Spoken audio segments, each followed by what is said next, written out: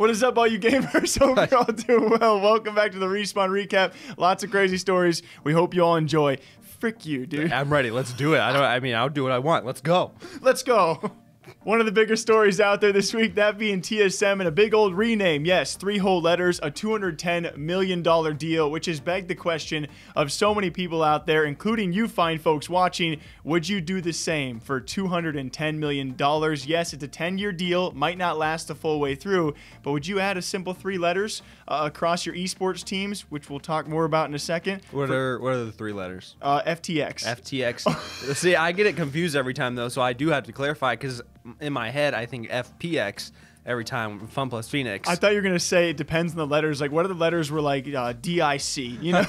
Sure, why not? TSM Dick for $210 million. But either way, besides the jokes, we also found out after the fact that this deal does not even go to the Riot Games esports, that being Valorant and that being League of Legends, which means their 2 biggest esports lineups, most popular, especially with League of Legends and the rise of the Valorant scene, don't even have to be a part of a deal, which makes you wonder if they could have been, how much money they could have pulled in. But clearly to me, I don't know what you're thinking, one of the best deals, if it does go to fruition fully throughout, that TSM could ever have landed.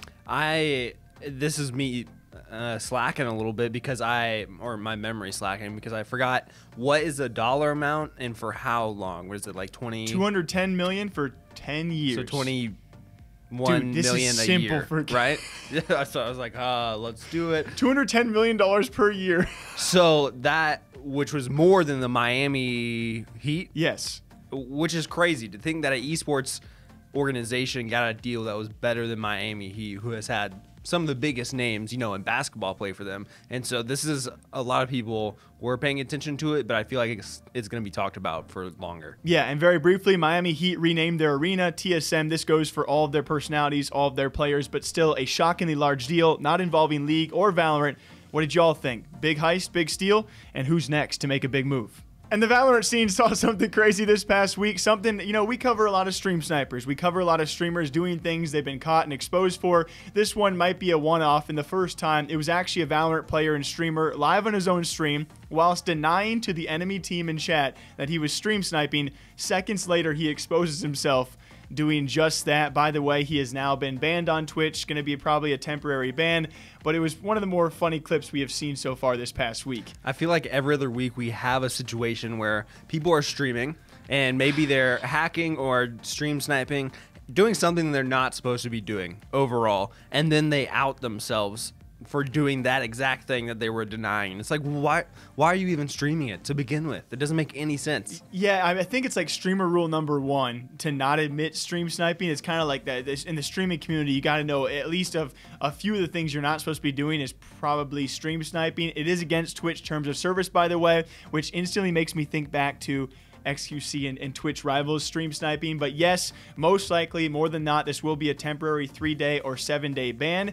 And it made a good laugh in the Valorant space. A stream sniper caught denying stream sniping and then exposes himself doing just that. Sinatraa back in the news yet again, this time making a statement that I would not say is all too surprising. Just under 4 months left of his suspension, which he did bring up twice this past week in separate clips about the future of him competing in Valorant. What he does note is him wanting to return to Valorant and expecting it to be the Sentinels roster. That drawing a big question, of course. With the ongoing investigation, his suspension is technically up in 3 to 4 months, but that's pending an outside investigation. He did say, though, Sentinels, he would expect to bring him back, which, again, would he replace someone in the 5-man roster? Would he join an insane 6-man roster? To what he later states as well, if Sentinels did permabench him or did not need him in that starting 5-man roster, he wants to compete, kind of insinuating he would leave to other teams if they wanted him. Which goes on to beg the question of why did he change his bio to content for Sentinels? Is it still that, as far as we know? Yes, it is. And they also took him off the roster on the website and changed him to a content creator on the website. But he said, I mean, that's not news. We all expected it. He's not on their current roster, and he is currently suspended from competing. So Sentinels doing that makes sense as well. I was going to say, it makes sense that he would not be returning to the roster with everything that's been going on, with like getting moved to that content side officially, like on social media, and then also having tens picked up. Like, I I don't think they're going to do a 6-man roster this early. I don't think you can afford to pay Sinatraa that much to be a 6-man and to specialize. But again, this is all speculation. I also don't know if you can afford to pay Sinatraa that much to just be a content creator when technically, while he was on your roster competing, he was also a content creator and a streamer as well. He is actually known to be one of the higher paid esports pros. Of course, again, ongoing investigations. Who knows what's going down behind the scenes.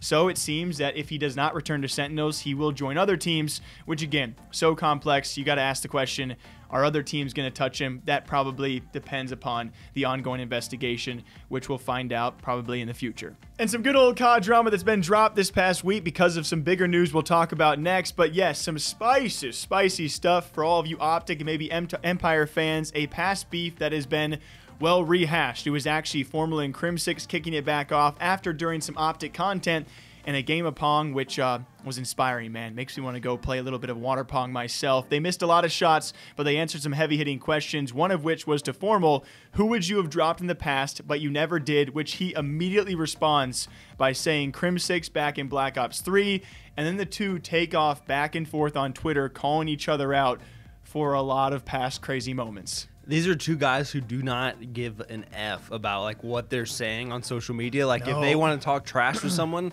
they're going to talk their trash about him. And they've earned that right, you know? Yeah, like they've both been around for a while. They both probably know most people in the scene, definitely know each other. And so for them just to go head to head, you know, just toe to toe, and get head to head, toe to toe, pelvis to pelvis, elbow to elbow, chest to chest. It seems like I don't know, like that.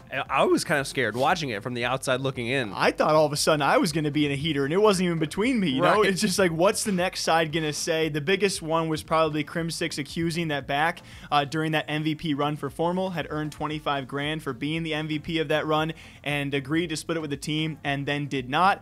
Crimsix followed up immediately by saying, "I don't care about the money." But you threw it out there knowing you'd provoke a reaction, and then some things being fired back about Crimsix getting free rings. It was very, very fun in the moment. We'll see if it leads anywhere.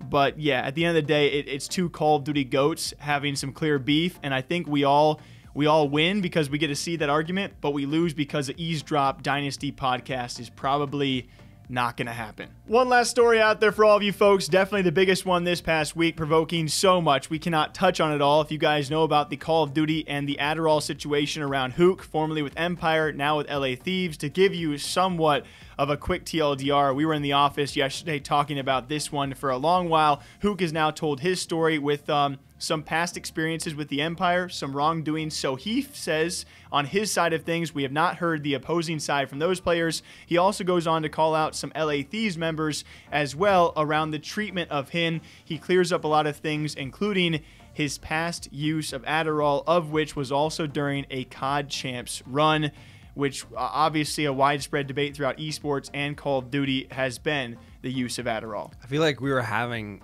conniptions yesterday in the office because so much was going on. I mean, it came out of nowhere, first of all, right? This video that Huke dropped that was like, what, like, why did you post this? We expected the video. We just did not know what to expect in the video, which was all heck broke loose. Right. It seemed like it was very unfiltered from his point of view. Like, no one else knew what he was going to say. Like his teammates, his past teammates, his coaches, anyone in the organization. There's no way everybody knew that was coming right. up. I don't think people knew that that's what he was going to say. And so that was a huge bomb dropped. And then after that, having all this drama happen, and then he gets announced as starting again for 100 Thieves, which is an entirely different thing. Yes, because on a different part of that, you know, Adderall was a huge portion of this. Another big portion was the fact he came out and said that at one point there were rumors going around, potentially started by former teammates and believed by current teammates, Empire and LA Thieves, that he was on psychedelics and that nobody reached out to comfort him, to check on him. Apparently a rumor going around at a COD party calling him Crazy Kyler. And all of this within the same video. You just don't know what to talk about. You don't know what to believe. And, of course, you don't think Huke is lying. So now we await the other side of things. I think that's very important to clarify. But, yes, very lastly, he kind of calls out at least some of the LA Thieves guys. And then within an hour of the video being posted, he's back on the starting roster with potentially some of the guys he was talking about. So crazy things outside of that. Zuma, Aches, I'm sure you guys know about that stuff. Cannot talk about it all. But we got videos on that. A Call of Duty just... insanity, and I'm sure we'll be talking about it more in the as per usual. Frick, As per usual, we hope you guys all enjoyed the Respawn recap. Until next time, you all take care of yourselves, all right? We break it down each and every week. If you guys want to follow us on social medias, you're beautiful. We'll see you back here next time. Bye-bye. Bye-bye.